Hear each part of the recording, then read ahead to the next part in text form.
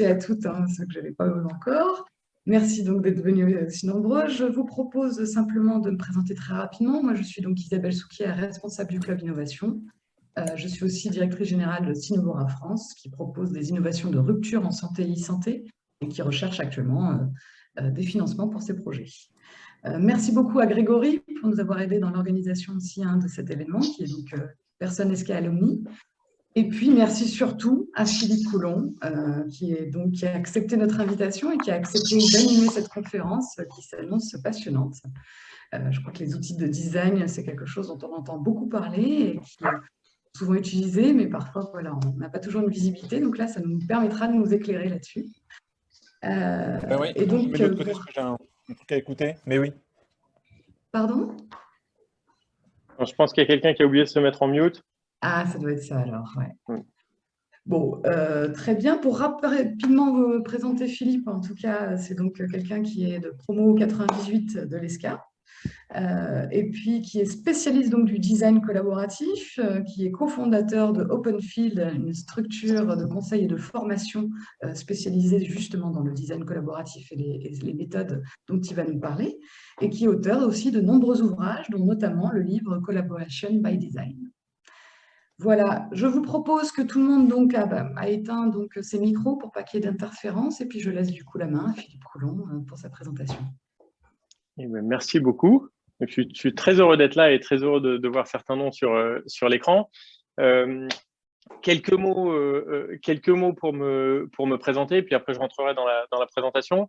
Donc effectivement, promo 94-98, un parcours au début assez traditionnel dans le conseil. Donc je suis rentré chez Capgemini en sortie d'école, j'ai fait 5 ans de conseil assez classique. Et puis au bout de 5 ans, j'ai basculé dans une entité qui faisait du design collaboratif. Et là, il y a un changement de posture radical parce qu'en tant que designer, je passais d'un statut où ma mission, c'était de développer des solutions pour mes clients et de mettre en œuvre ces solutions pour mes clients, à un statut où ma mission, c'était de créer des conditions pour faire émerger ces solutions de l'intérieur de l'organisation cliente et pour faciliter leur mise en œuvre. Donc, c'était assez radical comme changement de posture. J'ai fait ça pendant 9 ans chez Capgemini, au début en France, et puis après, je suis parti en Australie pour prendre la responsabilité de l'entité australienne et de l'ouvrir en Nouvelle-Zélande. Et puis en 2013, j'ai créé ma société qui, pour faire simple, fait plus ou moins la même chose. On pourra en parler plus tard, mais en gros, c'est à peu près la même chose. Et du coup, après 8 ans et demi en Australie, j'ai déménagé en Malaisie, à Kuala Lumpur, où j'habite aujourd'hui et d'où je donne cette présentation. Voilà. La présentation que je vais dérouler, c'est un cas d'étude qui s'est passé en Australie il y a quelques années et qui est dans le secteur du service aux personnes âgées. Donc, c'est un thème qui a fait la une des journaux en France, donc ça tombe très bien parce que c'est exactement le cœur de sujet. Et je vais partager mon écran et commencer là-dessus. Alors, je vais juste me mettre mes notes. Ah non, j'ai oublié de partager l'écran. J'ai mis les notes, mais j'ai oublié de partager l'écran. Du coup, là, vous voyez les slides? Oui, c'est parfait. On voit bien. Ok, super. Dernier truc avant que je commence, j'ai essayé de calibrer la présentation sur un maximum de 30 minutes pour qu'on ait au moins la moitié de la durée de cette session en temps d'échange. Il m'arrive de trop parler, donc n'hésitez pas à m'interrompre ou à me poser des questions. Et puis, je vais faire mon possible pour tenir dans 30 minutes. Donc, du coup, opérateur australien de services aux personnes âgées, un peu une entreprise à mission. L'équivalent français, ce serait une entreprise à mission, c'est-à-dire qu'il y a un vrai enjeu économique, mais aussi des vrais enjeux sociétaux à travers une fondation qui faisait fonctionner. Et puis l'histoire, c'est l'histoire d'un cheminement sur 2 ans qui débute avec un impératif de transformation et qui illustre tous les leviers et les outils d'innovation qu'on a utilisés et la manière dont elle les a orchestrés sur 2 ans pour mener à bien une transformation qui était au départ subie. Très rapidement, je voudrais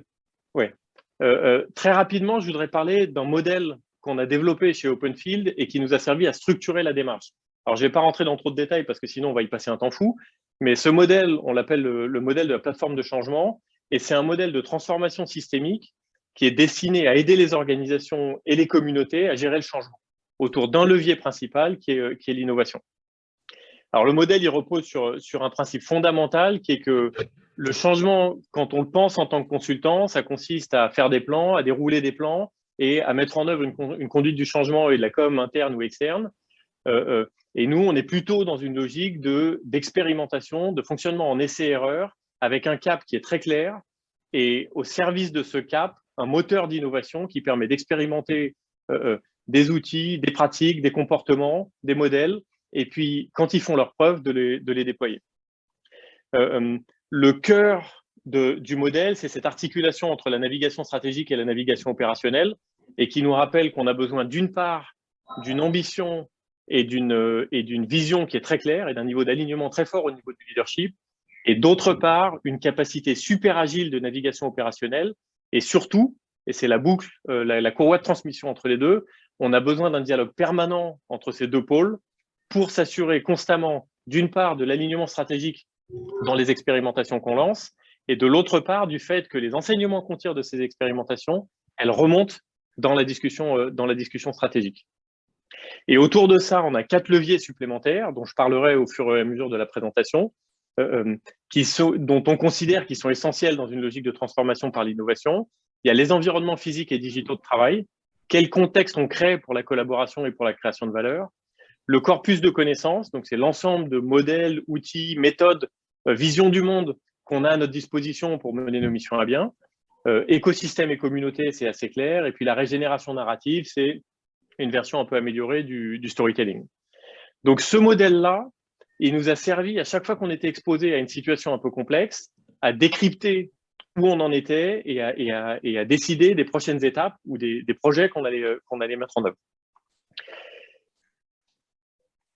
Si je rentre maintenant dans le cas, il y a 4 éléments de contexte qui sont structurants pour la logique d'innovation dans ce cas-là. Le premier, c'est que le service aux personnes âgées, pour cette boîte-là en tout cas, c'était un modèle opérationnel qui était hyper lourd parce qu'il était conditionné par le poids économique et opérationnel des assets. Il y avait des centaines de millions de dollars immobilisés dans les résidences pour personnes âgées, et ça conditionnait considérablement la capacité d'action. Le deuxième point qui est critique, c'est qu'en Australie, la dépendance elle est largement subventionnée par le gouvernement. La logique, c'est que le gouvernement alloue des financements par paquet de services. Donc, ils font des appels d'offres, ils sélectionnent des fournisseurs et ils leur disent, bon, ben voilà, toi, tu vas avoir 10 000 lots, toi, tu vas avoir 20 000 lots. Et ils leur donnent des financements pour délivrer le service. Ce qui veut dire que le client ou l'usager, si je puis dire, n'a pas le choix du prestataire qu'il prend et certainement pas du niveau de service. Donc, un environnement très, très réglementé. Le troisième élément contextuel qui est clé, c'est qu'il y a un vrai défi culturel parce que c'est un métier qui est très sensible humainement, évidemment. Et du coup, ça crée une tension autour de la contradiction apparente entre les enjeux de rentabilité et les enjeux d'humanité. Et là, l'actualité en France nous a vraiment mis ça sous le nez ces derniers mois. Donc, c'est un vrai enjeu quand on est patron d'une boîte comme ça, ou patronne en l'occurrence, puisque c'était une PDG, de se dire comment est-ce qu'on peut pousser sans se faire caricaturer un agenda de performance et de rentabilité et sans compromettre l'impératif d'humanité, de qualité de service, de bienveillance dont on doit faire preuve quand on est dans ce métier-là. Donc, cette tension-là qui était une difficulté supplémentaire. Et le dernier point, le quatrième, c'était le fait que la patronne, à chaque fois qu'elle faisait une conférence, elle posait la question à l'audience, qui est impatient de se retrouver dans une maison de retraite? Et évidemment, ça faisait rigoler tout le monde. Parce que la dépendance, on sait que plus ou moins, on va tous y arriver. Peut-être que certains d'entre nous auront la chance d'éviter cette phase-là de la vie, mais plus ou moins, on va tous passer par ce stade-là. Et les offres qui sont sur le marché aujourd'hui, personne n'en veut. Personne n'en veut parce qu'elles ne nous permettent pas de bien vieillir, de vieillir avec dignité. Et donc, là encore, un problème assez dantesque pour cette organisation-là, qui est, j'ai un produit dont tout le monde a besoin, mais personne ne veut, comment je me différencie là-dedans?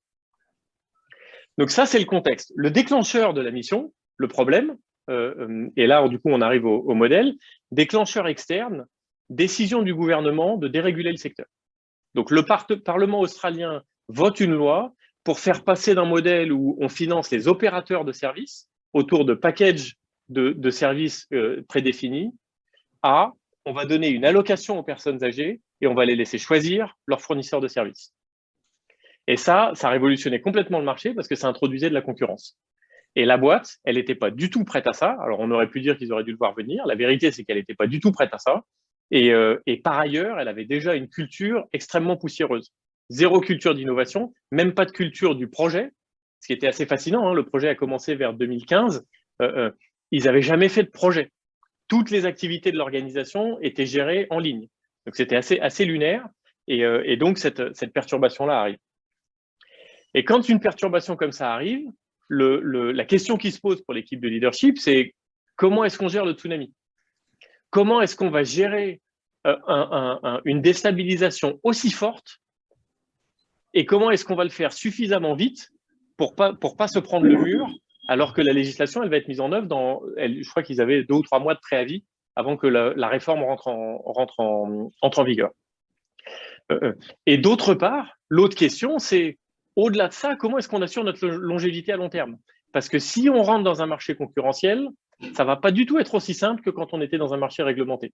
Donc, il y avait cette double tension, réaction de court terme et viabilité à long terme. Et heureusement, la PDG, c'était une vraie visionnaire, c'était une vraie leader et elle avait conscience de la nécessité de faire coexister ces 2 horizons de temps. Et donc, on a eu un certain nombre de discussions avec elle sur comment est-ce qu'on pouvait approcher le bousin. Et on a utilisé 2 modèles principalement pour structurer notre approche. Le premier, alors ce modèle-là, pardon, pour finir, ça, c'est notre modèle à nous. Moi, je ne l'ai pas montré aux clients, celui-là, avant 1 an et demi, non, on va dire 14 mois au sein de l'organisation. Donc ça, c'était ma boussole, mais ce n'était pas la leur. Si je leur avais montré ça au début, ils auraient pris peur.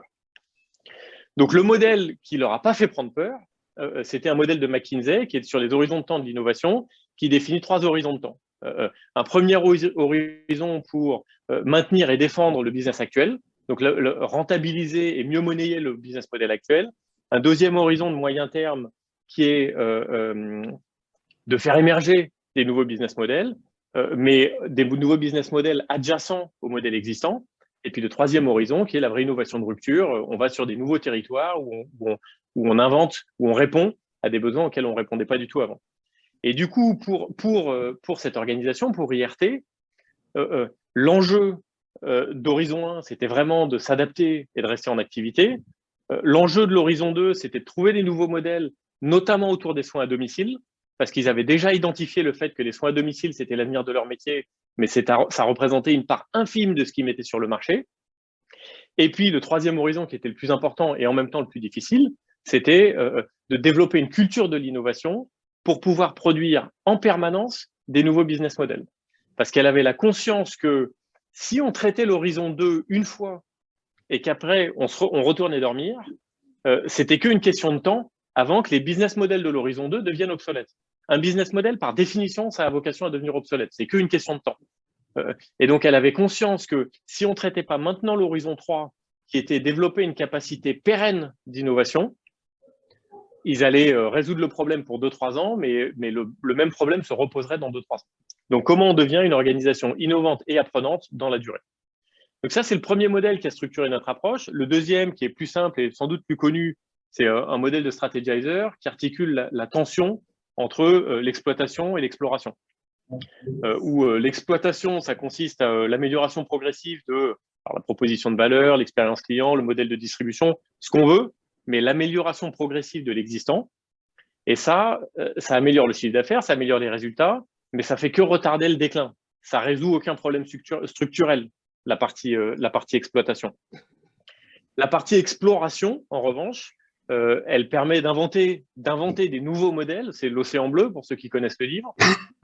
Et donc, par nature, sur la partie gauche, on est sur de l'incertain, on est sur un taux d'échec élevé, mais c'est comme ça qu'on survit à long terme en tant qu'organisation. C'est en ayant une capacité régulièrement à réintroduire dans l'exploitation des modèles qu'on a inventés dans l'exploration. Et ces 2 polarités, l'enjeu, c'est de les faire coexister. Alors, Strategizer dit qu'il faut passer 80% de son temps et de ses ressources sur l'exploitation et 20% de son temps sur l'exploration. Le vrai enjeu derrière, c'est que ces 2 pôles-là nécessitent des contextes très différents. ça ne se pilote pas de la même manière, ce n'est pas le même type de ressources, il n'y a pas la même culture et les mêmes états d'esprit, il n'y a pas les mêmes logiques d'allocation de moyens et de mesure de la valeur. Donc, faire coexister ces deux capacités-là dans une organisation, c'est assez challenging. Et donc, nous, sur la base de ces deux modèles, eh ben, on a conçu une approche sur ces 3 temps. Alors, le premier temps, le premier horizon, qui est un peu l'équivalent de l'exploitation de Strategizer, c'était du court terme et c'était du mécanique. Il fallait juste cocher des cases. Et du coup, on a décidé avec eux qu'ils allaient le traiter de manière traditionnelle en prenant des consultants traditionnels. Là, la seule question, c'était dans 3 mois, la régulation change, comment on s'assure d'être prêt? Donc nous, ça, on l'a filé parce qu'on considérait qu'il n'y avait pas d'innovation là-dedans. Il y avait que de l'adaptation du process, des systèmes et ainsi de suite. Nous, on était très intéressés par les horizons 2 et 3, qui relèvent plutôt de l'exploration et qui nécessitaient une vraie approche systémique et un vrai changement de paradigme. Donc c'est là-dedans qu'on a voulu planter nos crocs. Et en plantant nos crocs là-dedans, on a choisi de mettre un accent équivalent sur le quoi. Donc on avait besoin de délivrer le résultat, on avait besoin de produire des nouveaux business models, mais surtout sur le comment, parce qu'on avait besoin de s'assurer que la manière dont on allait produire ces nouveaux business models créait de la capacité et leur permettait de reproduire les démarches à l'avenir de manière autonome. Donc, on a mis vachement l'accent sur l'apprentissage par la pratique, les mécanismes de transfert de connaissances, de coaching, et puis on a placé une importance égale à tous les niveaux hiérarchiques, depuis le personnel de première ligne jusqu'au board, pour s'assurer que tous les acteurs étaient embarqués et qu'en fait, on allait faire bouger l'ADN de la boîte tout en développant des business models de moyen terme et de long terme. Évidemment, c'est beaucoup plus long. C'est beaucoup plus long que de faire venir McKinsey pendant 3 mois et de leur dire sortez-nous des slides avec des solutions qu'on n'aura plus qu'à mettre en œuvre. Mais c'est aussi beaucoup plus durable. Donc concrètement, on s'est mis au boulot. Et le premier défi, c'est que le niveau de risque et d'opportunité, il était très clair pour la PDG. La PDG, elle avait tout en tête et il n'y avait aucun doute pour elle sur la nécessité de traiter ces 3 horizons et de déranger structurellement l'ordre établi. Mais ce n'était vraiment pas le cas de tout le monde. Et même dans son équipe de direction, il y avait encore plein de gens, des gens qui étaient dans la boîte depuis 40 ans et qui ne mesuraient pas à quel point le changement législatif allait perturber et mettre en risque l'organisation. Donc le premier enjeu, c'était au niveau de la bulle de leadership, la bulle noire en haut à gauche, de créer une compréhension commune à la fois de la menace et de l'opportunité, de créer une ambition et une vision partagée avec tous les acteurs clés sur le défi qu'on avait devant nous et la manière dont on allait pouvoir le traiter, de créer une appropriation partagée de l'initiative pour s'assurer que tout le monde était embarqué, et puis de se mettre au boulot. Et de passer le moins de temps possible sur des concepts très théoriques et le plus de temps possible en prototypage. Donc, niveau navigation stratégique, la bulle en haut à gauche, notre priorité, c'était l'équipe de direction et les cadres supérieurs, qui sont souvent les couches les plus résistantes au changement. Au niveau de la navigation opérationnelle, l'enjeu, c'était de créer le plus rapidement possible un espace d'expérimentation et de créer du mouvement, mettre l'organisation en mouvement. Et sur la partie corpus de connaissances, la seule intervention qu'on a eue très tôt, c'est qu'on a reconnu très tôt qu'ils n'avaient aucun outil et méthode d'innovation. Et on s'est dit, on va pas les assommer avec des boîtes à outils complexes, mais on a quand même besoin de faire rentrer quelques trucs, parce que là, on n'a aucune lame dans le couteau suisse. Et on a choisi de se concentrer sur les outils Strategizer, donc principalement le business model Canva et toute la suite d'outils pour tester des hypothèses, expérimenter des business models et progressivement les valider. Donc, on a fait ce choix-là dès le départ. Qu'est-ce que ça a donné? Alors, la première démarche, ça a été une démarche sur 3 mois avec 2 ateliers. Un premier atelier de 3 jours, 2 mois de travail et un deuxième atelier de 2 jours qui avait pour but de faire émerger et de tester des nouveaux business models. Donc, le premier atelier de 3 jours, il a duré 3 jours parce qu'il y avait aussi un vrai enjeu d'alignement, de création d'engagement, de recadrage mental, parce que on avait besoin de passer d'une organisation statique et poussiéreuse qui avait aucune forme de menace dans son environnement direct à une organisation en mouvement qui commençait à prendre des risques et qui avait conscience à la fois des risques et des opportunités dans son environnement. Et ça prend du temps. Et on avait besoin de faire monter un peu tout le monde en compétence sur les questions d'innovation, parce qu'ils en étaient très loin. Donc, on a pris 3 jours les deux principaux trucs qui sont sortis de ces 3 jours-là, donc là, tout ce que vous voyez, c'est des photos de l'atelier. On avait 40 ou 45 personnes, je ne sais plus. Vous voyez qu'on a commencé à utiliser les canevas. Un des premiers trucs qui est sorti et qui a été le plus utile dans la durée, c'était une espèce de raison d'être /vision /ADN. C'est cette espèce d'image qui est représentée au centre. On avait un facilitateur graphique pour capturer ça. Et ça nous a servi de phare pendant toute la durée du projet, pendant les 2 ans, parce qu'il y a eu des itérations suite à ce premier workshop, et ils ont formulé une vraie raison d'être qui dépassait les considérations contextuelles, qui dépassait les considérations économiques, et qui du coup est devenu un vrai point de ralliement pour tous les acteurs de la transformation. Et le deuxième truc qui est sorti, c'est des drafts de business model et des plans pour les expérimenter. Après, pendant 2 mois, on avait des coachs d'innovation qui ont accompagné les équipes. Donc, tous ces projets-là, ils étaient portés par des acteurs de l'organisation. Nous, on n'était pas dans les équipes de portage. En revanche, on a mis à disposition des coachs pour les aider à concevoir et à mettre en œuvre des expérimentations et à aborder les tests qu'ils devaient faire pour valider ou invalider les hypothèses qui étaient sous-jacentes au business model. Et ensuite, on s'est retrouvés dans un autre atelier de 2 jours, toujours hors site, pour présenter les résultats d'expérimentation et choisir les projets qu'on allait décider de poursuivre, qu'on allait financer. Alors, c'est pas en 2 mois qu'on a un business model qui peut être implémenté plug and play. En revanche, en 2 mois, on a assez de certitude pour savoir ce qu'on est désireux maintenant d'aller tester en situation réelle, ce sur quoi on est désireux d'investir et ce à quoi on est désireux de donner une vraie chance. À l'issue de ces 3 mois, on avait des gens qui étaient super excités. On avait un début de familiarité avec ces outils, mais c'était vraiment hyper fragile. C'est-à-dire que si on s'était retiré à ce moment-là, le truc se serait écroulé en quelques semaines, même malgré le leadership de la patronne. Donc là, on est rentré dans une phase qui a duré plus de 6 mois, qui était d'accompagnement dans la durée. Et tout l'enjeu, c'était de mentorer les équipes qui étaient en charge de différents sujets, de créer un espace de dialogue entre le pilotage de l'organisation et le pilotage de ces expérimentations, de faciliter la collaboration entre tous les acteurs et de faciliter l'apprentissage par la pratique. On a fait ça à 4 niveaux différents. Le niveau sur lequel on a mis le plus l'accent, c'était le top management, donc les gens qui étaient en direct report de l'équipe de direction. Et c'était les plus poussiéreux et c'était les plus résistants. Pour certains, une résistance active, pour d'autres, une résistance passive, mais c'est ceux qui étaient le moins prêts au changement. Et donc là, notre enjeu, c'était de faire changer leur pattern de travail, de faire changer leur pattern de prise de décision pour qu'ils puissent commencer à incarner des modes de fonctionnement d'une entreprise qui est plus agile et plus innovante. Donc, on a décidé de transformer toutes leurs réunions bimensuelles en ateliers collaboratifs. Donc, on voit, ça reste un peu grisonnant, hein, rien qu'à la couleur de la moquette des murs, on voit que c'est pas très festif. Mais néanmoins, des trucs simples comme enlever les tables, mettre des tableaux blancs et faciliter tout ça comme des ateliers, interdire le PowerPoint, tout rendre en interactif, utiliser le design thinking pour itérer les propositions ou les idées qu'ils pouvaient suggérer, tout ça, dans la durée, toutes les 2 semaines, pendant des mois, ça a progressivement ancré des nouveaux patterns. Un peu la même chose au niveau de l'équipe de direction. L'équipe de direction, ils étaient 6 et on avait besoin de les aider à donner du sens à ce qui se passait. Là encore, pour la PDG qui est debout sur la gauche là, avec son tailleur noir, tout est très clair et elle voyait l'ensemble du jeu. Mais pour les autres, les trucs se clarifiaient au fur et à mesure, mais ça restait très confus. À plein de moments, c'était très confus.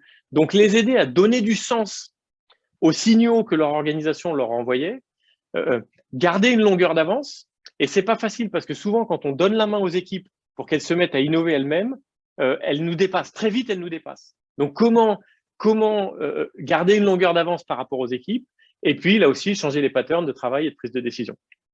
Et ça, on l'a fait à travers du coaching individuel, du coaching d'équipe.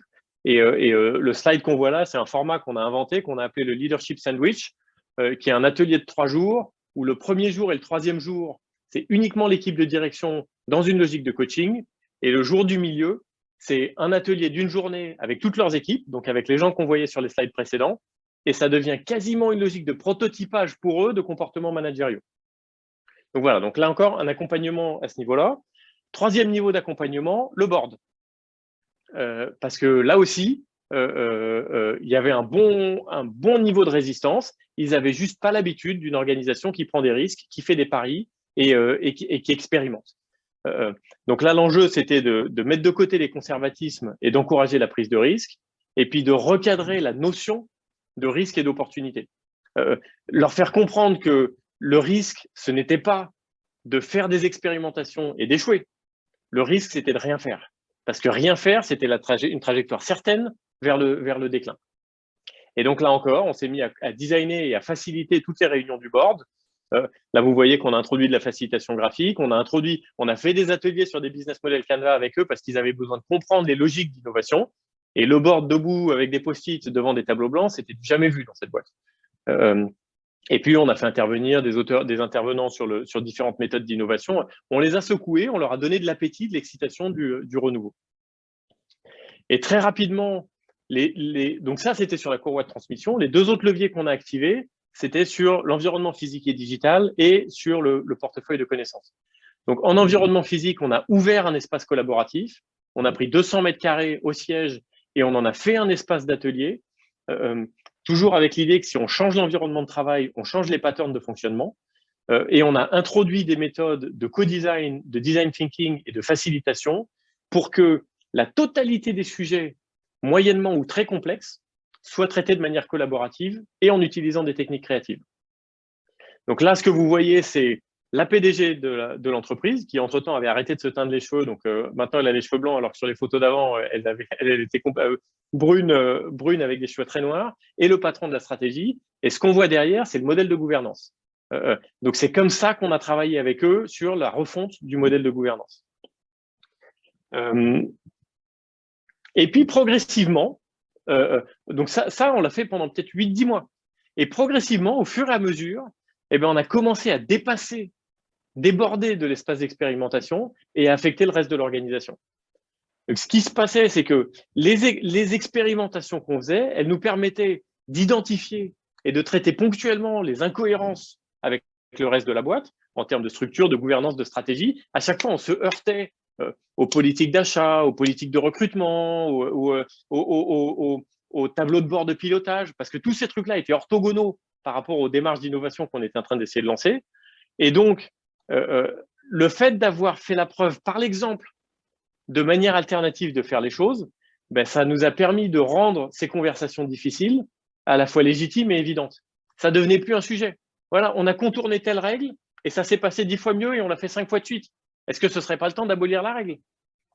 Donc, du coup, progressivement, l'expérimentation nous a permis d'imposer d'elle-même des solutions et de les transposer dans la vraie vie de l'organisation. Et donc, on a fini par refondre la stratégie, refondre la structure de l'organisation, le découpage des business units, refondre la gouvernance. Et il y a même eu des changements dans l'équipe de direction parce qu'il y a des profils qui étaient plus adaptés au modèle qui était émergent. Et en termes d'outils, on a introduit 2 trucs pendant cette période-là. On a introduit un modèle de gestion de portefeuille de projets d'innovation parce qu'il commençait à y avoir tellement d'initiatives qui bouillonnaient que ça devenait un vrai merdier. Donc, on a introduit un modèle qu'on appelle les 6 I de l'innovation et qui leur permettait de gérer leur funnel de projets d'innovation. Et on a introduit un canevas de refonte de gouvernance. En fait, on avait besoin de faire des ateliers là-dessus. Il nous manquait un modèle et on a trouvé une boîte aux États-Unis qui avait fait un canevas tout simple, un peu l'équivalent de Strategizer sur les business models, mais qui ont fait ça sur les questions de gouvernance. Et donc, ça nous a permis là aussi de catalyser avec toute l'équipe de direction une discussion là-dessus. Donc, 3 premiers mois pour faire sortir des business models et les tester. Ensuite, une période de 8 à 10 mois pour bosser sur la mise en œuvre de ces prototypes-là et pour faire sortir des nouvelles idées. Et au bout d'un moment, l'enjeu, c'était de passer à l'horizon 3. Donc, en fond de tâche, on avançait sur le rééquilibrage entre les maisons de retraite à proprement parler et les soins à domicile. On avançait sur l'amélioration de tous les indicateurs, notamment sur la satisfaction client et sur un certain nombre d'autres sujets. Mais l'enjeu, ça devenait comment on active le niveau 3 de manière beaucoup plus délibérée et beaucoup plus systématique en jouant de manière coordonnée sur tous les leviers. Et c'est à partir de ce moment-là qu'on a rendu le modèle explicite pour eux et on leur a montré ce que vous avez à l'écran. Et on leur a dit, voilà, c'est ça qu'on est en train de faire. Et pour la phase suivante, on a besoin de jouer sur tous ces leviers-là de manière coordonnée. Et donc là, la première étape, ça a été de lancer un projet d'innovation participative sur 4 mois avec un double objectif. Cette fois, on va identifier les innovations de rupture pour le long terme. Et d'autre part, on va commencer à installer une capacité d'innovation pérenne. C'est-à-dire que ce projet-là, qui était en plein dans l'explore de Strategizer, on s'est dit il faut absolument qu'il soit reproductible et il faut qu'on laisse derrière nous les outils, les méthodes, les process et tous les mécanismes d'apprentissage pour que s'ils veulent le refaire dans 1 an, dans 2 ans, dans 3 ans, ils n'aient plus qu'à appuyer sur un bouton et ils puissent relancer la démarche. En quelques mots, parce que le but, c'est pas de rentrer là-dedans, ça c'est une démarche qu'on a conçue il y a 5 ou 6 ans pour une autre boîte, un labo pharma, toujours en Australie. Et c'est une démarche qui consiste à dire, on identifie un certain nombre d'acteurs, pas des hauts potentiels, mais des poils à gratter dans la boîte, et on en fait une équipe qui va faciliter un process d'innovation ouverte. Et quand je dis ouverte, c'est ouverte sur le monde. C'est-à-dire avec les clients, les partenaires amont et aval dans la chaîne de valeur, avec les pouvoirs publics, avec les académiques des régions où ils étaient présents. Et ce process-là, il va être à la fois physique et en ligne, et il va consister en 5 à 6 semaines de divergence, 5 à 6 semaines de convergence, et à l'issue de ça, on aura, là encore, les idées de business model qu'on va vouloir financer et prototyper. Et cette démarche-là, elle a eu un vrai effet d'entraînement sur la totalité de l'organisation. Quelques photos et puis du coup quelques zooms sur les 4 leviers de notre modèle. Sur la partie corpus de connaissances, cette fois, on a introduit de manière beaucoup plus structurée les méthodes de co-design et des méthodes d'innovation participative. Donc, on les a formés à ça et on a introduit des outils et des modèles. En termes d'écosystème et de communauté, c'était la première fois qu'on les amenait à co-créer avec des clients et des partenaires externes. Ce qui a donné lieu, alors au début, c'était des collaborations un petit peu maladroites, et puis progressivement, ils ont pris l'habitude de dire on ne peut plus faire de réunions sans avoir nos clients dans la salle, ou sans avoir certains de nos partenaires ou le régulateur dans la salle. On a même monté un partenariat avec un incubateur dans la ville où le siège se trouvait. En termes de régénération narrative, on a décidé de lancer la production d'un documentaire, parce qu'on s'est dit, le process de changement, il est vraiment inconfortable. Et pourtant, il y a quelques personnes dans cette organisation qui s'en emparent avec beaucoup de courage. Elles n'ont pas plus d'idées que les autres de comment ça va se passer, elles n'ont pas moins peur que les autres, mais elles se disent, il y a une vraie opportunité là-dedans et il faut qu'on se lance même si ça nous fait peur. Et on a embauché une équipe qui a fait un documentaire pendant la durée du projet, un peu sur le mode Love Story, où ils étaient interviewés régulièrement. Alors, on filmait plein de nos activités collectives, mais ils étaient interviewés de manière un peu plus intime sur ce qu'ils vivaient. Et l'idée, c'était qu'en racontant ces histoires-là, ces histoires de transformation complètement incarnées, on donne du courage à tous ceux pour qui ça faisait encore plus peur que plaisir. Donc, l'idée de la régénération narrative, c'est en fait, on a changé les rôles modèles en mettant plutôt en avant des gens qui prenaient des risques, qui acceptaient l'incertitude, qui géraient leurs peurs et leurs émotions, qui acceptaient toutes ces boucles de dialogue et de feedback. Et on en a fait les nouveaux héros de cette organisation, plutôt que des gens qui incarnaient le statu quo. Et puis, dernier truc sur les environnements physiques et digitaux, on a lancé, alors ils ont lancé Facebook, la version entreprise de Facebook. À l'époque, je ne savais même pas qu'il y avait ça, mais Facebook Workplace comme outil collaboratif interne. Et du coup, le projet d'innovation, en interne, il était sur Workplace, et en externe, il était sur le Facebook qu'on connaît. Et c'est comme ça qu'ils sont allés chercher plus de 7000 contributions individuelles grâce à Facebook en mobilisant tout leur écosystème. Et en termes physiques, on avait déjà au 6e étage l'espace collaboratif dont je vous avais parlé, un étage au-dessous qui était aussi l'étage où il y avait la direction. On a ouvert une espèce de war room d'innovation. On a démonté les portes et ça devenait à la fois un lieu de rencontre, un lieu d'information, parce que tous les indicateurs, tout ce qui se passait était représenté ici. Et puis, ça a facilité pour plein de gens qui n'étaient pas impliqués directement dans le projet, l'accès à l'information et au projet. Et le dernier truc à garder en tête, j'ai presque fini, il n'y a plus beaucoup de slides. Le dernier truc à garder en tête, c'était que c'était vraiment important pour nous de ne pas perdre de vue cette nécessité impérieuse de garder le fil de dialogue, la courroie de transmission entre l'intention de transformation et toute cette agitation, toute cette ébullition opérationnelle qu'on avait sur les projets d'innovation. Parce que c'est très facile de se perdre. Et si on se perd, on va perdre l'équipe dirigeante parce qu'ils vont avoir l'impression qu'on s'amuse et ils ne vont pas comprendre l'apport de valeur. Et donc, cette boucle de dialogue-là, elle consistait à la fois à s'assurer que tous les insights qualitatifs et quantitatifs remontent vers l'équipe de direction et remontent avec une explication très claire des obstacles qu'on rencontre pour que l'équipe de direction, en retour, puisse recadrer si nécessaire et lever tous les obstacles à l'innovation, soit les lever de manière opportuniste. Je permets à ce projet-là de contourner telle règle parce qu'elle est absurde dans ce contexte-là, ou bien de manière structurelle. Ça fait 5 projets qui nous remontent que cette règle-là, elle est absurde. Il est temps de changer la règle. On lance un projet là-dessus. Et donc, voilà un exemple de tableau de bord qu'on a remonté. Mais derrière le tableau de bord, ce qui était surtout intéressant, c'était les discussions hebdomadaires sur il se passe quoi. Il se passe quoi et on apprend quoi. Ça nous dit quoi sur nous et sur notre organisation. 2 derniers points, les résultats et les enseignements. Sur le précédent, nous, c'est là qu'on a arrêté notre intervention. C'est-à-dire qu'une fois qu'on a eu amené l'organisation à ces business models, donc on a déroulé tout le process, ils ont fini par pitcher tous les business models à l'issue de ce process d'innovation ouverte. Ils en ont retenu 2 qui ont été financés à très court terme et ils sont partis avec la boîte à outils. Et à partir de là, on leur a dit, bon, maintenant, ça fait 2 ans qu'on vous accompagne, un peu comme avec les roulettes d'un vélo. Ça fait 2 ans que vous faites le boulot vous-même, mais avec des gens qui vous tiennent la main. Maintenant, vous avez des gens qui sont formés pour faire tourner votre espace collaboratif et faciliter vos propres réunions. Vous avez des boîtes à outils, vous avez des modèles, à vous de jouer. Et donc, c'est à partir de là qu'on s'est retiré. Et donc, les résultats, inévitablement, toute une volée de gains rapides sur le court terme et sur le modèle existant. Donc, ils ont commencé à segmenter les clients, ils ont commencé à rationaliser les partenaires, ils ont accéléré le développement des soins à domicile. Et il y a eu des dizaines de sujets comme ça sur lesquels il y avait des quick wins de court ou de moyen terme.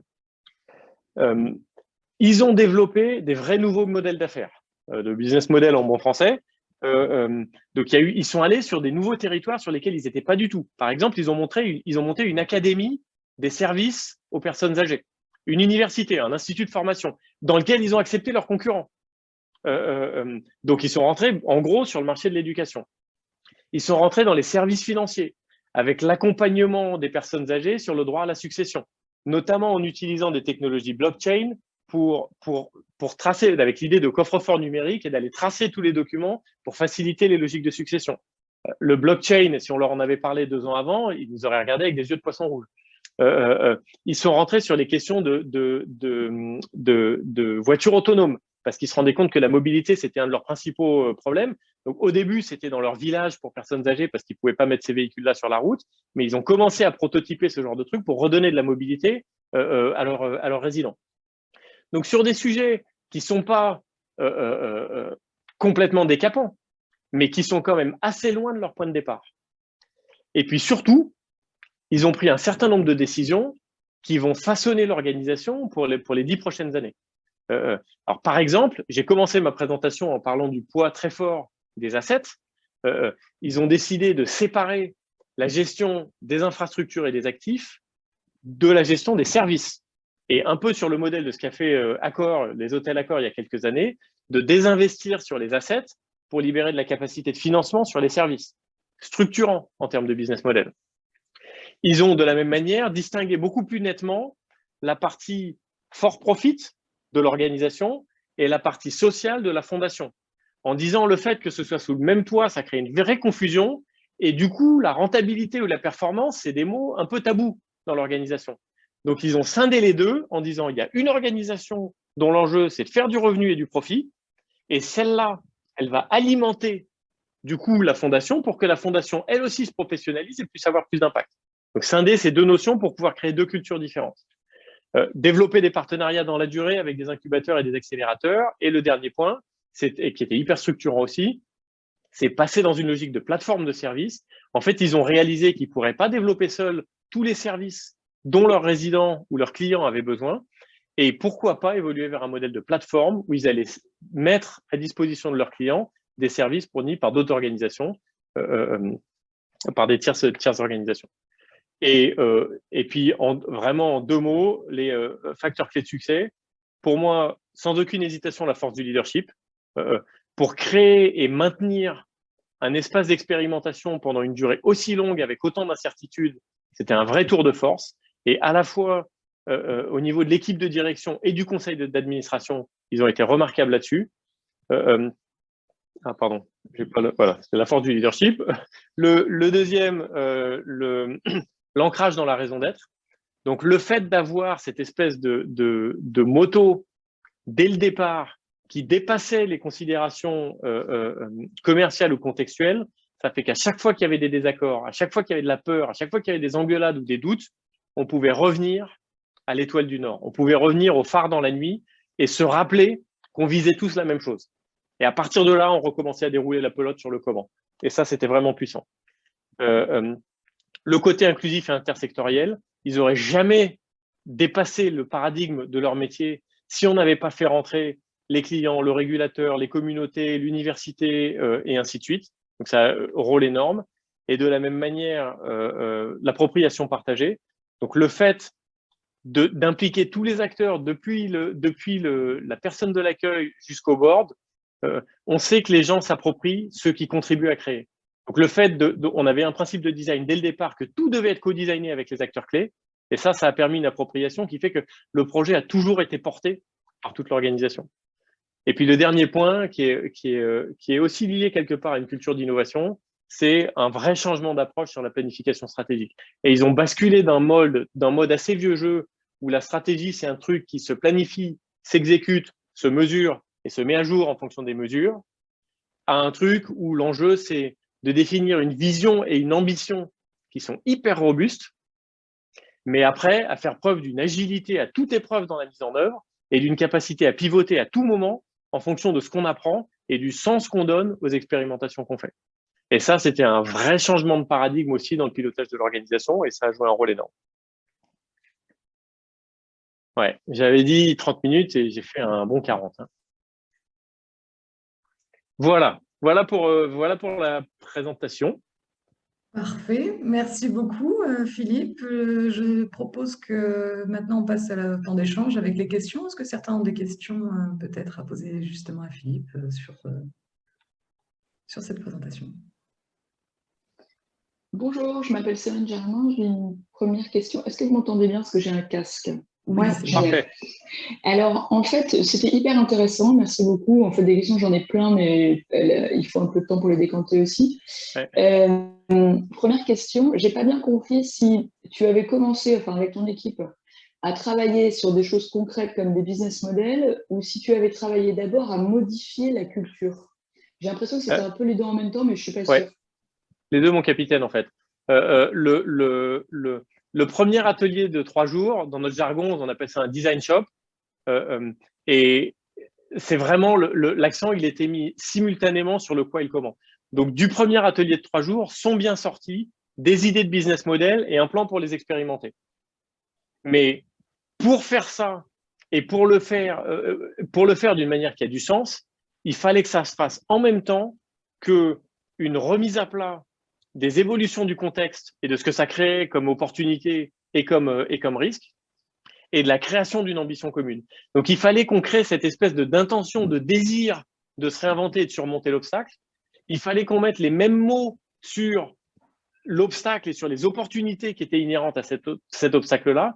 Et c'est en construisant là-dessus qu'on pouvait commencer à penser des business models. Donc, l'atelier de 3 jours au début, il était vraiment au moins autant sur alignement, engagement, vision, ambition, compréhension du problème et de l'opportunité que sur la formalisation d'ébauche de business model. Et pour être complètement honnête, on n'a pas crevé le plafond hein, sur le premier atelier dans les trucs qui sont sortis. Mais si tu veux, ils avaient quand même la fierté d'avoir rempli leur canevas tout seul, d'avoir fait plusieurs itérations. On a fait venir un des auteurs du livre Value Proposition Design de Strategizer pour les coacher. Ils étaient super excités.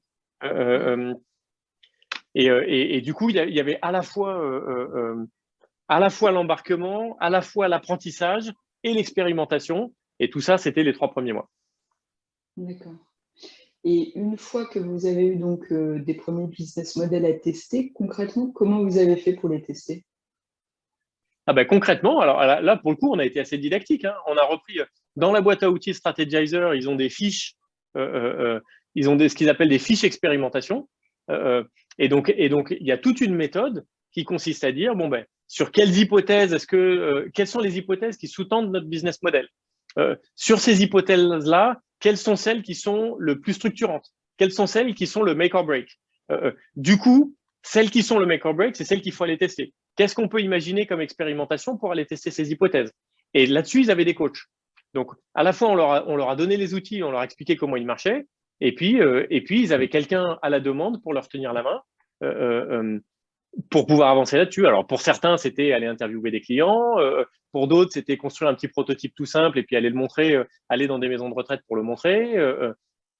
Les expérimentations, elles ont pris plein de formes, mais on a suivi by the book les outils de Strategizer pour ça. D'accord. Et du coup, tout ce dont tu parles, vous êtes resté à peu près 2 ans à les accompagner, vous avez impliqué énormément de gens de leurs équipes, vous avez pris des coachs externes, ça a représenté un coût carrément colossal. Comment vous avez réussi à les convaincre d'investir tout ça? Ok, je vais répondre à ça et puis après on prendra des questions d'autres gens pour être sûr de pouvoir écouter un peu tout le monde.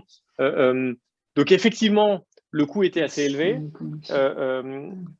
Sur la première mission, j'ai complètement baissé mon pantalon parce que je voulais rentrer, parce que le sujet m'intéressait. Donc là, le premier truc de 3 mois, sérieusement, c'était honteux que j'ai accepté de le vendre à ce prix-là. Et à partir de là, c'était que par briques. C'est-à-dire qu'on leur a dit, on ne sait pas ce qu'on va faire ensemble. Le dernier point que j'ai fait, c'est bien la transformation. Ce qu'elle nécessite, c'est un cap très clair et une ambition très claire. Et sur le chemin, c'est de l'agilité. Donc moi, j'étais incapable de leur dire, dans 6 mois, il nous faudra un atelier de 2 jours pour repenser l'organisation. Dans 3 mois, vous aurez des enjeux de coaching à tel endroit. Je ne le savais pas. Donc tout ce qu'on pouvait faire, c'était fonctionner sur des logiques d'enveloppe.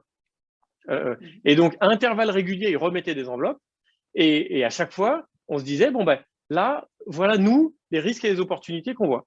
Là, on vient de stabiliser une nouvelle organisation. Il nous semble qu'il faudrait un atelier de 3 jours pour que les équipes s'approprient cette organisation et l'opérationnalisent. Oui ou non? Voilà ce que ça coûtera. Des fois, ils disaient oui, des fois, ils disaient non.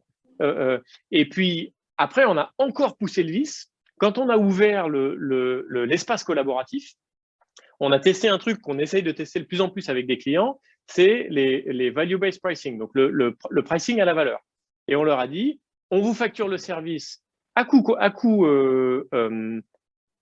on dit? À coût réel, au prix coûtant, à prix coûtant, voilà. On vous facture le service à prix coûtant et notre marge, eh ben, on va l'indexer sur des indicateurs de valeur qu'on va créer ensemble. Et donc, on a fait des ateliers avec eux pour définir les leviers de création de valeur sur lesquels cette capacité-là allait jouer et la manière dont on allait les mesurer. Et à intervalles réguliers, on a regardé ces indicateurs et on a décidé combien on était payé. Donc, ça vous a permis à vous aussi de créer finalement de nouveaux modèles économiques en interne. Exactement. Celui-là, on l'avait dans les cartons, on l'avait utilisé qu'une seule fois, mais de manière un petit peu spot. Mais ce qui est super, c'est que ça dépassionne la conversation économique parce que au moment où on fait le chèque parce qu'on a compris le multiplicateur de valeur dont on a déjà bénéficié. Donc le chèque, il est beaucoup moins douloureux à ce moment-là. Je vois qu'il y a des questions dans le chat. Mais oui, non, j'ai juste levé la main pour poser une question. Allez-y, parce que je n'arrive pas à voir le chat. L'écran est trop loin de moi. Donc, vas-y, Hugo. Alors, merci Philippe déjà pour la présentation, très intéressant. J'ai alors moi-même parfois participé à des structures d'innovation au sein de Lab, etc. Et j'ai remarqué, alors je suis tout à fait d'accord avec toi, effectivement, il y a dans la phase 3 les innovations concrètes qu'on va mettre en marche, mais il y a également aussi le fait de pérenniser ces innovations, où il faut alors à ce moment-là créer des instances, des outils pour pouvoir collaborer avec l'externe, mais aussi pour pouvoir gérer effectivement les différentes explorations, expéditions. Alors très souvent, je voyais que là, ça pêchait un petit peu. C'était parfois juste un fichier Excel qui était, on va dire, un peu lourd et compliqué à mettre à jour. Tu as parlé en fait d'outils.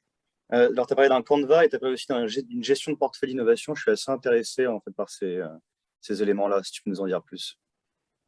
Eh ben, je ne peux pas t'en dire beaucoup plus parce que paradoxalement, alors je pourrais te filer hors ligne le modèle en l'occurrence, ça s'appelle les 6 I de l'innovation et c'est un modèle qui a été créé, il y a un livre qui s'appelle les 6 I de l'innovation et c'est un modèle qui a été créé par une Anglaise qui habitait jusqu'à récemment en Malaisie, mais je crois qu'elle est rentrée chez elle maintenant.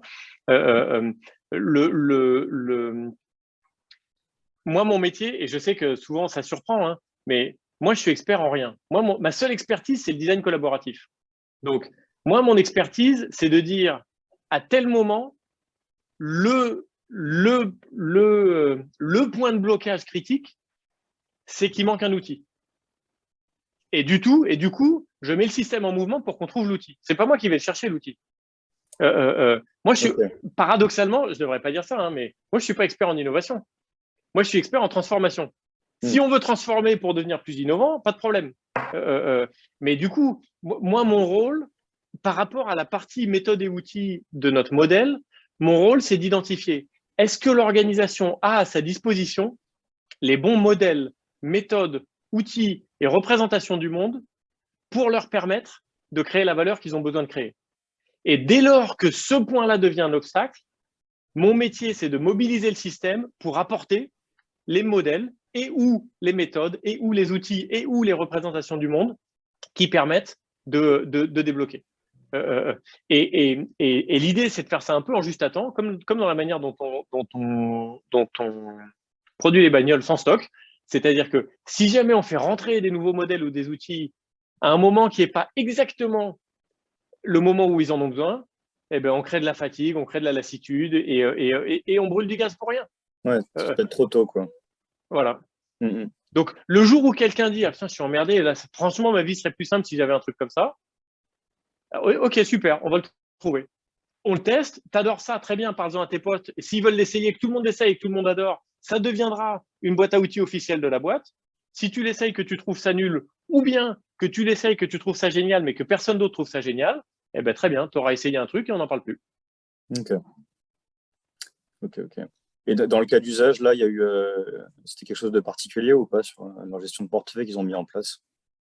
Ah ben, là, pour le coup, eux, ils ont adoré ce modèle. Donc là encore, quand on a fait cette mise en place de l'outil, on a fait venir la fille qui a inventé le modèle. Elle a fait un atelier, elle a formé un certain nombre de personnes à cet outil-là, et puis après, elle les a accompagnés dans l'usage. Et puis, de cet outil-là, ils ont extrait un tableau de bord, littéralement, un tableau de bord de gestion de leur portefeuille de projet. Donc, ils ont adopté le modèle, les outils. Et dans le livre, je ne sais pas, il y a certains d'entre vous qui ont peut-être le livre Collaboration by Design que j'ai écrit. Il y a des photos du modèle et puis il y a une petite description de cette méthodologie-là là-dedans. Je ne sais plus quelle page, ça doit être dans le chapitre 2, le chapitre vert. Ça marche. Merci beaucoup. Pas de problème. Et si tu veux, je pourrais te mettre en contact avec la fille en question, dont évidemment, maintenant j'ai oublié le nom, mais dès que ça me reviendra, je pourrais te mettre en contact avec elle. Elle est vraiment très chouette et sa méthode est bien. Ça marche, avec plaisir. Bonjour Philippe. Moi j'ai une question concernant les équipes. Tu as un petit peu abordé le sujet, mais je voudrais approfondir. L'ADG était visiblement très bien câblé pour partir, le CODIR un peu moins. Est-ce qu'il n'y a pas, et il y a sûrement eu des gens qui ont été débarqués en cours de route ou qui se sont débarqués parce qu'ils n'étaient pas dans l'esprit, ils ne sont pas arrivés à rentrer dans la barque.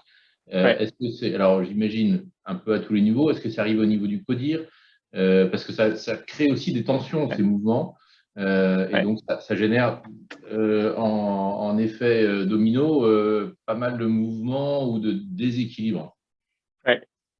J'adore, j'espérais secrètement que quelqu'un poserait cette question-là. Donc, merci beaucoup, Mathieu. Oui, effectivement, dans l'équipe de direction, il y en avait 3 qui étaient sur la balle. Il y en a un qui était complètement schizophrène. Le CFO, une fois sur deux, il tenait un discours, mais c'était un cas d'école tellement il était bon. Et puis l'autre fois sur deux, c'était une caricature, c'était un Allemand. Et l'autre fois sur deux, c'était une caricature de DAF allemand. Qui est évidemment aux antipodes complets de ce qu'on essayait de faire. Dans l'équipe de direction, effectivement, ils ont eu à remplacer les gens. Donc, elle a fait rentrer une nouvelle personne. Alors, finalement, l'histoire nous a appris que c'était une erreur, mais elle a fait rentrer une nouvelle personne. Elle en a fait monter certains. Et il y en a un en particulier qui était dépassé. Il y en a un qui, littéralement, il était à 1 ou 2 ans de la retraite. Il avait fait toute sa vie dans cette boîte-là. Et la vague était beaucoup trop forte pour lui. Et comme c'était une organisation qui était très humaine, la question, ça a été plutôt de discuter avec lui de quel espace on te ménage jusqu'à la retraite, parce que tu peux pas garder le leadership de l'entité que tu es en train de leader, parce qu'elle rentre dans une étape de son histoire que tu n'es pas capable de gérer. Et ça s'est fait avec beaucoup de respect, et on lui a fait faire un pas de côté, mais on a co-conçu le pas de côté avec lui. Ce qui est intéressant dans ta question, c'est aussi à tous les autres niveaux, parce qu'il y a un certain nombre de gens qui sont partis pendant ce projet-là, mais ils n'ont pas été virés. Et si tu fais un truc qui est complètement collaboratif et complètement inclusif, mais de deux choses une, les gens, ils se reconnaissent ou ils ne se reconnaissent pas. Et s'ils ne se reconnaissent pas, au bout d'un moment, au fur et à mesure que l'ADN évolue, et bien finalement, le système immunitaire de la boîte qui, avant, éjectait les gens qui étaient trop innovants, qui voulaient prendre des risques, qui voulaient déstabiliser l'ordre établi, ben progressivement, le système immunitaire, il change. Et ce qu'il éjecte, c'est les gens qui sont trop conservateurs et qui sont incapables de changer. Et donc, il y a un moment où les gens comprennent d'eux-mêmes, mon avenir, il n'est pas là parce que je ne me reconnais plus dans cette boîte. Et donc, il y a pas mal de gens qui sont sortis, mais ils ne sont pas sortis dans la douleur, ça n'a pas été des bras de fer. De toute façon, c'est une boîte qui serait incapable de virer des gens. Il y a une vraie dimension sociale dans cette boîte. Mais tout ça s'est fait très naturellement. Il y a eu une attrition naturelle et je me souviens d'une discussion avec la PDG où elle m'a dit je ne m'attendais vraiment pas à ça, mais il y a une espèce de sélection naturelle très organique qui s'opère, qui est vraiment saine. Donc, cette vague de renouveau, je te dis, il n'y a qu'une seule personne pour laquelle ça a été un peu plus douloureux parce que ce pas de côté, il reconnaissait qu'il était indispensable à faire, mais il y a eu de la souffrance. Un petit peu. Bon, donc on peut y arriver sans souffrance, c'est pas mal. On peut, mais du coup, on pourrait arguer que ce qu'on a mis 2 ans à faire, si on le faisait au pas de course avec 15 consultants, on aurait peut-être pu le faire en 8 mois, mais il y aurait eu de la souffrance. Ok, merci. Jonathan. Oui. Et bonjour. ça fait plaisir de te voir, Mathieu, by the way. Oui, bah oui. Pardon, Jonathan. Merci pour la présentation. Ça me parle beaucoup, notamment parce que je travaille à la CNAV, donc c'est la branche retraite de la sécurité sociale en France. Et je donne une formation chez vous dans 1 semaine. Jeudi prochain, je suis chez vous. Ah, très bien. Bon, on s'appelle alors. Ok. Vas-y, pardon, excuse-moi, je t'ai coupé. Et puis aussi parce que je vais travailler sur les méthodes agiles. Donc c'est aussi directement lié. Alors, dans ces structures où on a quand même une certaine une inertie qui est très importante, comment tu amènes les gens à changer, d'autant que les gens qui vont être peut-être les plus réticents au changement sont aussi les plus essentiels pour faire perdurer l'activité, le cœur d'activité que l'on a et qu'on doit quand même maintenir. Pour moi, cette action de faire changer les mentalités, les gens, m'interroge beaucoup. Ouais. Là, pour le coup, du coup, on prendra un café la semaine prochaine parce que, vu l'heure, la réponse est trop longue. Mais pour partager en 2 mots, ça pourra peut-être faire l'objet d'une autre session. On a un modèle qui s'appelle les 7 étapes du processus créatif. Et les 4 premières, c'est identité, vision, intention, insights. Et c'est des étapes essentielles. C'est-à-dire que la première, c'est de comprendre la base identitaire de ton collectif. Il y a besoin de co-construire une vision de l'avenir. et j'insiste sur co-construire, parce que on peut pas imposer. Enfin, si tu veux que, en fait, tu dois allumer des moteurs à l'intérieur des gens. Tu vas pas les faire rêver en agitant la carotte derrière. Donc, comment est-ce que tu co-construis ce truc-là? Et l'étape de l'intention, elle est absolument critique parce que l'étape de l'intention, c'est le moment où, dans ta tête et dans tes tripes, tu te dis, j'ai plus intérêt à changer qu'à pas le faire et j'en ai presque peut-être un peu envie. Et l'intention, c'est un truc qui est hyper difficile à mesurer. Il y a des manifestations tangibles de l'intention, mais il y en a beaucoup qui sont intangibles. Et l'intention collective, et l'intention, c'est un truc qui est super individuel, mais qui se manifeste dans le collectif. Et donc, le fait de créer ce process de co-design où tu amènes un groupe de la reconnaissance de son identité propre, le développement d'une vision partagée et l'émergence d'une intention qui flotte dans l'air entre tous les acteurs et qui se dit « mais je peux y aller parce que je ne suis pas le seul à être prêt. Je suis entouré de gens qui sont prêts et qui ont envie. » Et ça, c'est l'énergie sur laquelle tu surfes après. Et la méthode qu'il y a derrière ça, c'est le co-design. D'accord, ça marche. Je vais essayer c'est forcément trop court. Voir le livre sur le co-design déjà, oui. Je te ferai je t'écrirai, ou écris-moi si tu as mes coordonnées après, et puis on se prend un café la semaine prochaine. Oui, avec plaisir. Merci. Je veux pas prendre plus de temps, je vois qu'on a passé l'heure. Moi, j'ai un peu de temps, mais je vous laisse décider de si on... Il n'y a pas de souci, on avait déjà prévu la possibilité de dépasser. Donc je pense que voilà, tant que les personnes sont intéressées à échanger, on peut y aller. Je crois qu'il y a d'ailleurs quelqu'un qui a levé la main. Ouais. Salut, moi c'est Jean-Guillaume. Alors déjà, premièrement, merci beaucoup pour la présentation. Aussi, je rejoins un peu Hugo sur l'importance de mettre en place des outils pour que ce changement soit pérennisé, parce que sinon, s'il n'y a plus les personnes pour motiver un petit peu ces process d'innovation, ça peut pas tomber dans l'oubli, alors que les outils, parfois, ça permet de garder ça actif. Et puis, alors, ma question, c'était plus demander ton opinion sur un sujet de mise à l'échelle de l'agilité. En ce moment, il y a beaucoup d'implémentation du framework SAFe partout. Et voir un petit peu ce que tu en pensais. Et si, toi, quand tu arrives dans tes missions et que tu vois qu'il y a déjà une initiative de mise en place du framework SAFe, qu'est-ce que tu en penses? Est-ce que ça t'empêche, en fait, parfois de mettre en place les choses comme tu les fais d'habitude, quoi? Alors, je vais juste remontrer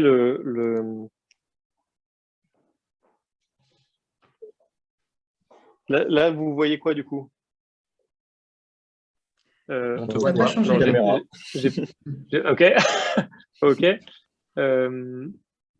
Desktop 2. Hop. C'est bon. Est-ce que vous revoyez le Ouais, c'est bon. le modèle? On voit le slide. Ok. En fait, mon approche de toute initiative de changement, c'est ça. On crée la bulle blanche qui est une zone d'expérimentation.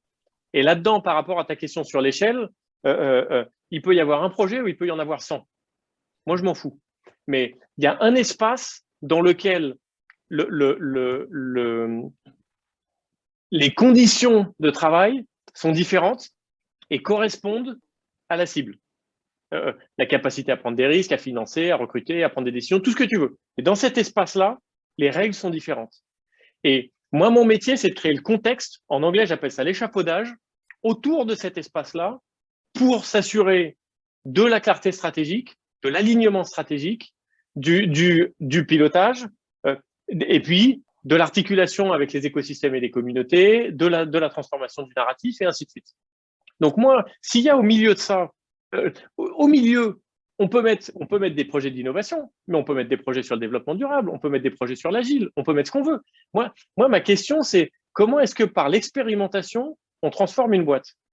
Et le double enjeu de toutes ces bulles violettes, c'est à la fois de faciliter ce qui se passe dans la bulle blanche, donc de créer l'intégrité des conditions pour que ces trucs-là puissent se déployer pleinement, parce qu'il y en a quand même un paquet d'injonctions contradictoires, et on va faire de l'agile, mais on va quand même garder 3 couches de comité de pilotage sur lesquels il faut faire des rapports écrits, et ainsi de suite.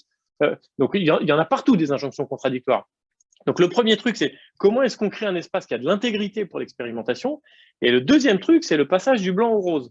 C'est-à-dire, pour que ça se diffuse à l'échelle, c'est savoir détecter les moments où les preuves obtenues par l'expérimentation sont suffisamment probantes pour pouvoir être systématisées.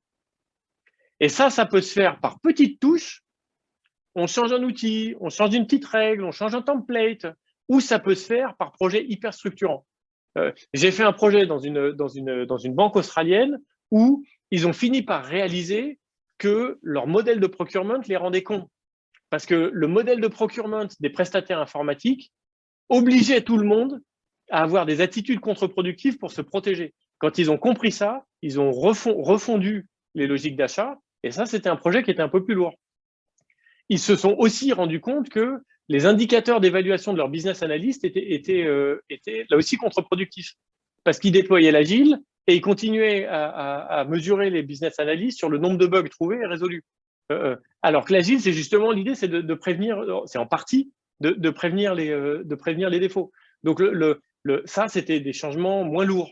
Il a juste fallu modifier les grilles d'évaluation. Donc, en gros, pour répondre à ta question, pour moi, l'enjeu, c'est de créer cet espace d'expérimentation, d'avoir le bon système autour, et parfois la boîte, elle est bonne sur certains trucs et mauvaise sur d'autres, parfois elle est mauvaise sur tout. Donc, mettre les bons fagnons tout autour de l'espace d'expérimentation pour que ça ait de l'intégrité. Et puis après, les aider à naviguer, à donner du sens à ce qu'ils vivent. Et puis, chaque fois que c'est opportun ou qu'ils sont mûrs, décliner ça sur le reste de l'organisation, l'extrapoler sur le reste de l'organisation. Je ne suis pas certain que ça réponde à ta question. Si, d'une certaine façon aussi quand même. Mais en gros, ouais, donc le point important, c'est justement de créer cette bulle, quoi. Ouais.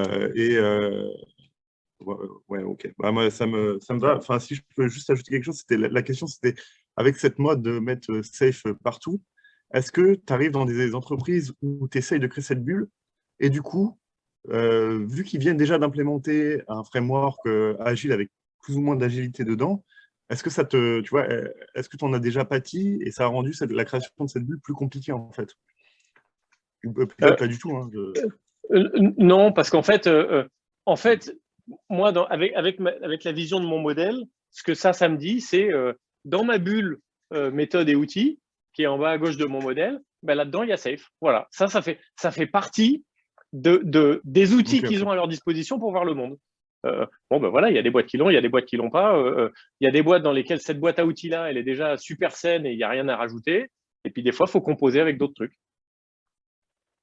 Ok. Donc pour moi, c'est plus un élément de contexte qu'un problème. Cécile, on s'arrête quand vous voulez. Hein. Moi, j'ai le temps, mais c'est…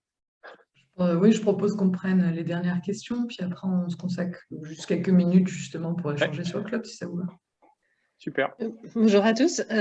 Excusez-moi si j'ai une voix un peu enrouée, je suis en pleine période Covid. Ouais, Philippe, c'était super présentation, super intéressant. Moi, j'ai une question très simple, très basique. Je suis dans une boîte où c'est assez innovatif, mais il y a énormément de top-down. Et je voudrais apporter de temps en temps une petite touche d'innovation et en fait, ou d'innovation, de brainstorming, ce genre de choses. Et je voudrais savoir si tu as un livre ou une autre ressource à nous recommander où il y a beaucoup où il y a une sorte de boîte à outils d'outils pour faire de l'innovation. Je trouve que le mien est pas mal. On n'a pas les références. Je ne sais pas les références. Pardon. Il s'appelle Collaboration by Design, mais il est en français. Hein. Il a un titre en anglais, mais il est en français. Celui-là,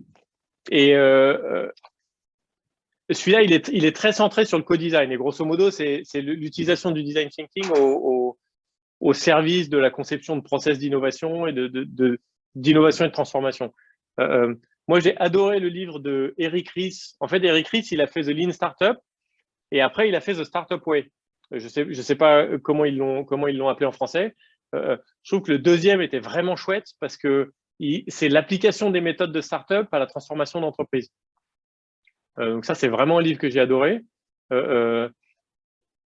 Il est peut-être un peu perché par rapport à la question que tu poses encore, parce qu'il est quand même sous-tendu par une intention de transformation. Moi, par rapport au modèle que j'ai montré avec la courroie de transmission, entre la navigation stratégique et la navigation opérationnelle, pour moi, cette courroie-là, elle est essentielle. Donc, si tu lances des expérimentations dans ton espace d'expérimentation, mais que tu n'actives pas cette courroie-là, et que donc tu installes pas une boucle de dialogue avec tout ou partie des gens en charge du pilotage stratégique, ton initiative, elle risque de s'essouffler, ou en tout cas, elle n'aura pas un impact à l'échelle. Parce que la survie de cette initiative sera conditionnée par le fait que tu resteras sous les radars, puisque sur les radars, il y aura des gens avec lesquels tu ne seras pas en conversation et qui ne seront pas forcément d'accord avec ce que tu fais.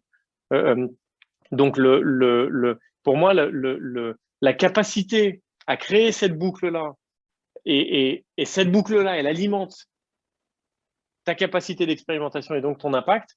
Alors, ça peut être sur un périmètre tout petit, il n'y a pas besoin de parler de transfo de toute la boîte, hein, mais d'avoir cette boucle-là, même si c'est prendre un membre du senior management ou de l'équipe de direction et avec eux, dire, tiens, et si on allait expérimenter dans cette direction-là, de telle manière-là, et que ton espace d'expérimentation, ta bulle blanche, elle sera peut-être toute petite, c'est pas grave. Mais il y a cette boucle.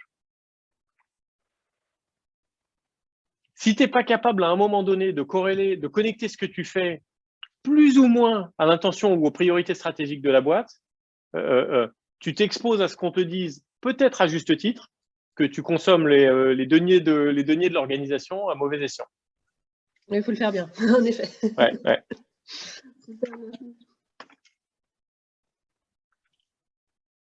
Y a-t-il peut-être une dernière question? On a fait peut-être le tour. Bon, je crois qu'on a fait le tour, tant mieux. En tout cas, n'hésitez pas, de toute façon, le but, c'est de aussi pouvoir prolonger éventuellement ces échanges et de se mettre en relation aussi, c'est le but du club. Je voulais juste du coup vous dire quelques mots. Déjà, merci beaucoup Philippe, c'était vraiment super intéressant cette intervention. Ça va être d'ailleurs rediffusé en replay, donc comme ça, ceux qui n'ont pas pu participer ou quoi que ce soit pourront visionner cette conférence. Et en ce qui concerne le club, je voulais profiter là de cet échange pour très rapidement, est-ce que vous avez des attentes particulières, des sujets que vous aimeriez bien qu'on aborde pour une nouvelle conférence ou d'autres types d'événements qui pourraient vous intéresser comme prochain événement? Est-ce qu'il y a quelque chose en particulier comme idée qui vous viendrait comme ça pour le club? En tout cas, je vous laisse réfléchir là-dessus. N'hésitez pas, là, si vous avez des suggestions. Nous, on va voir avec Grégory. On pense faire un petit questionnaire qui permettra justement d'avoir des remontées d'informations aussi sur des sujets qui pourraient vous intéresser. Savoir aussi sur le format. Est-ce que c'est mieux en ligne, en présentiel, etc. Oui, Philippe? Moi, il y a un truc qui m'intéresse, pas pour en parler, genre une présentation, mais l'échange m'intéresse sur les labs d'innovation interne. Comment ils sont gouvernés, comment ils sont financés, quelle est leur offre de service en interne, comment on mesure la valeur. Je sais qu'il y en a dans toutes les boîtes. J'ai monté un groupe de réflexion en Nouvelle-Zélande là-dessus, où on faisait venir 25 personnes de labs différents et on avait ces conversations-là. C'est quoi vos grosses questions, c'est quoi vos gros enjeux, et puis on les désossait ensemble pendant 4 heures. Et je me dis que ça pourrait être intéressant que ceux qui sont dans des organisations où il y a ça, peut-être une conversation facilitée entre plusieurs personnes qui sont dans des organisations où il y a ça, et comparer les modèles. D'accord, bon, je note en tout cas, en effet. Moi, je viendrai à ça. S'il y avait ça, je viendrais. D'accord, bon, pas de problème, je note en tout cas. Ça peut être une idée. On a aussi pensé d'ailleurs à des idées aussi d'événements qui puissent se faire aussi avec d'autres clubs, par exemple sur certains secteurs d'activité en particulier. Voilà, il y a plein de choses de possibles. Des formats un peu différents aussi, ça peut être des sortes de speed meeting ou des choses comme ça. Alors, on est en train de réfléchir, alors à voir si ça va se faire, mais peut-être aussi avec un événement avec un club investisseur qui pourrait permettre de mettre en relation des entités innovantes, que ce soit des startups ou autres, avec des projets, et puis ceux qui ont les sous, les financements. Donc voilà. Ça peut être une idée. Et puis après, avoir aussi les lieux, si vous avez des idées de lieux, en effet, qui pourraient vous intéresser. Ce que je recherche aussi aujourd'hui, c'est des intervenants ou des membres actifs qui ont en effet envie de s'investir de façon un peu plus prononcée dans le club. Donc voilà, n'hésitez surtout pas en tout cas à contacter Grégory. On va faire en sorte en tout cas de continuer ces événements avec un contenu toujours de qualité et puis de varier en tout cas les contenus, les formats, les sujets. Et c'est pour ça, n'hésitez pas en tout cas à faire parvenir vos idées. Je crois qu'en tout cas, on a déjà eu un bon échange, on a même dépassé un petit peu. Merci à tous pour votre participation, et à toutes, bien sûr. Et puis, je vous dis à très bientôt pour un prochain événement, qui soit en ligne ou en présentiel.